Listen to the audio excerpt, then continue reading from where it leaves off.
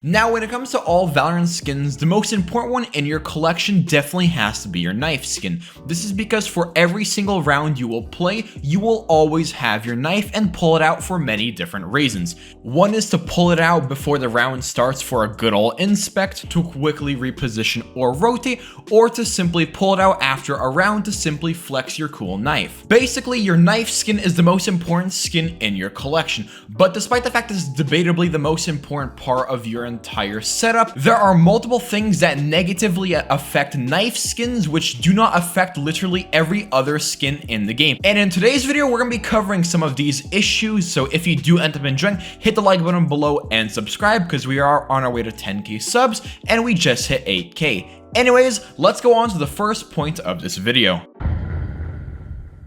Now, the first issue I want to cover is kill effects, because when it comes to different Valorant skins, the kill effects are very, very important, as some of them can single-handedly carry a skin. Think of Neptune, think of Reaver, think of Recon. I guarantee a lot of people, if you'd ask them why a certain skin is their favorite, they will most likely mention it's because of the kill sound effects or the finisher. That's because audio is a very important part when it comes to enjoying a particular skin. But one thing that you'll notice is that no matter what knife skin you have equipped, not a single one has a kill effect or finisher. And the reason Riot Games provided for this is, in my opinion, extremely redundant. Riot said the reason knife skins don't have a finisher is so people will be less prone to throw a round by going for a knife kill, which in my opinion is completely redundant, as people are gonna go for a knife kill even if it throws the round either way. People don't go for knife kills because they are going for a flashy kill effect or finisher. They are going for a knife kill because it's funny, and pulling one off is the biggest insult you can give to an enemy, especially when it's in a 1v1 scenario. To further prove my point, in CS2 you get a massive incentive to get a knife kill, that being a kill reward of $1,500, which is significantly much higher than the usual 300 credits you get for getting a kill with a rifle. But despite the fact CS2 has a massive reward when you get a knife kill, I would say when you compare both games, the amount of knife kills you will see per competitive match is about the same, that being about 1 to 2. People aren't going for a knife kill for the reward. People are doing it simply because it is funny and very satisfying to pull off. Basically, what I'm trying to say is that Riot's logic for why knives don't have kill effects or finishers is extremely flawed and really does not apply like they think it does. Like, I really wish that one day Riot Games will release an update that will finally give knives kill effects and finishers. Like, the finishers are already in the game for the gun skins, so really all they would need to do is just enable them for the knife skins, and this will basically make all the rare knife kills you get even more satisfying, which is why, in my opinion, Riot Games should make this change. But I'm just gonna quickly interrupt this video to review a product which I was generously sent for free to give my honest opinion on and review, that being the INNOCN 40C1R 40-inch gaming monitor. And in my opinion, this is the perfect monitor for anybody who doesn't just do a lot of gaming, but also does a lot of work on their computer also, like video editing or Photoshop. This is because not only does this monitor have 144 Hz refresh rate, making it perfect for gaming, but it also has 1440p, and it also contains a really wide color range, making it that you can truly see every detail, whether that is in a video game or if you're working in something like Photoshop, where seeing a huge range of color is basically required if you want to do a good job. For example, this was one of my old monitors I was using, and this is the brand new 40-inch monitor. Now, as you can tell, the colors are way more crisp and way more high quality. The only thing I would just really say to look out for is that because this is an ultra-wide monitor, it is going to require more graphical power from your GPU because it is 1440p and not 1080p. And lastly, also some games actually cap how much screen space you can have, like Valorant or Apex Legends. So when you are playing those games, you will have some black bars on the side. But I would say this monitor is definitely worth checking out if you are planning to get a new one and possibly one ultra-wide one. A huge thank you for INNOCN for trusting me enough to sending out this monitor for free and giving an honest review of it. Anyways, back to the video.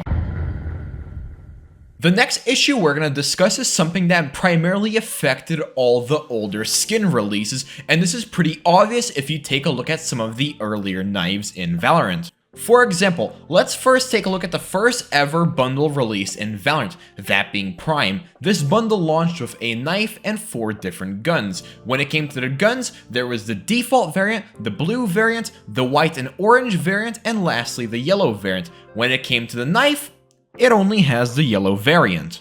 Alright, let's take a look at a more expensive skin line, that being Elder Flame. For the guns, we have default, red, blue, and black. When it comes to the knife, only the default. If you couldn't tell already what the issue is, when it came to some of the older skin releases in Valorant, for some odd reason, the knives did not get any variants whatsoever. This was super annoying back in the day because if you ever bought a full skin collection and wanted to have everything match, you'd basically be forced to only use one different variant, that being the default, because if you didn't, all your guns would be one color while your knife would be default. This especially was super atrocious on the Forsaken collection because back in the day, the gimmick of the skin was that it was kind of 2-in-1. You'd have this green variant and you'd also have this sovereign looking variant, and it also had a different finisher and kill effects which changed with the variant, except the knife did not have the other variant for some odd reason, only the guns did.